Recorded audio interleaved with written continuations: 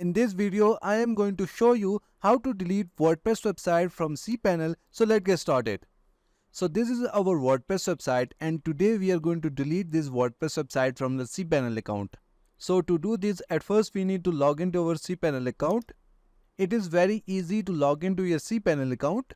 After you purchase the web hosting and domain, all the Cpanel details will be sent to your email, and you can use that details to log into your Cpanel account.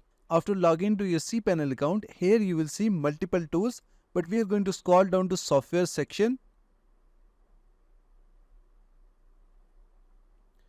And from here we are going to click on WordPress Manager by Softaculous. If you have multiple websites on your web hosting, then here you will see multiple installations. Now I want to delete this website from my Cpanel account.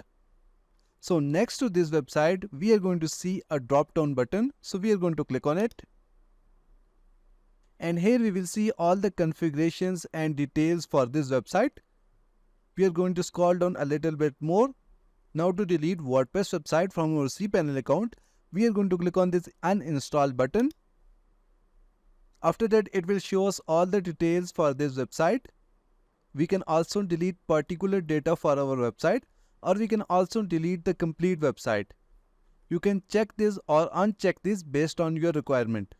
After that, just scroll down to the bottom and then click on remove installation.